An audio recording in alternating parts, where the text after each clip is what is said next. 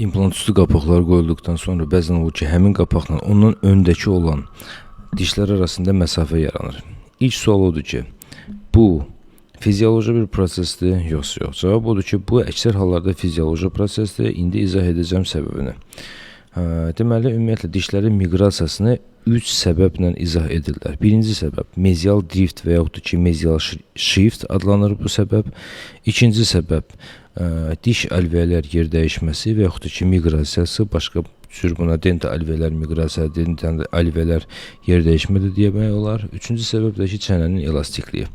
Amma bu üç səbəbdən ən çox sübut olunmuşu mezial drift və yaxud da ki, mezial shift deyə bugün onun haqqında danışacağım. Sual oluna bilər ki, mezial drift varsa, bəs nəyə görə distal shiftdən və yaxud da ki, distal driftdən söhbət getmir? Ümumiyyətlə, distal drift və yaxud da ki, distal shift varmı, yoxsa yox? Cavab odur ki, bəli, distal shift də var, amma ki, distal shiftin qüvvəsi mezial shiftə nisbətən 5 dəfə az olduğuna görə distal shift öz aktuallığını itirir və ona görə də ən çox deməli araşdırılan məsələ mezial shiftdir.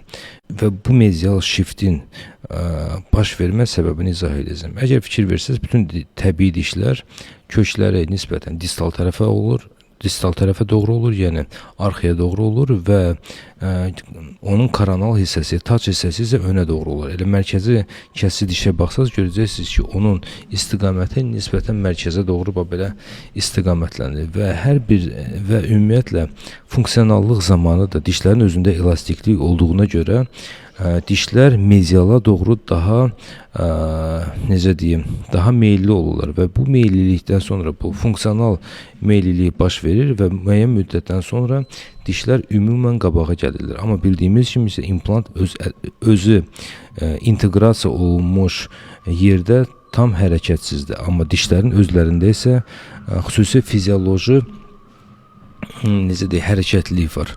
Yuxarıdan aşağıya doğru və yaxud da ki, aşağıdan yuxarıya doğru, yəni koronaldan apikala doğru 25 mikron, vestibula aral istiqamətdə isə təxminən 100 mikrona yaxın hərəkətli olur və bu hərəkətliliyə görə də ilk öncə uşaqlarda olur dişlər arasında nöqtəvi kontakt. Müəyyən müddət keçəndən sonra bu dişlərin qüvvə vektorunun mezial istiqamətə doğru gəldiyinə görə onlar bir-birlərinin arasında sürtülürlər və həmin bu nöqtəvi kontakt da gəlir keçir müstəvi kontaktına.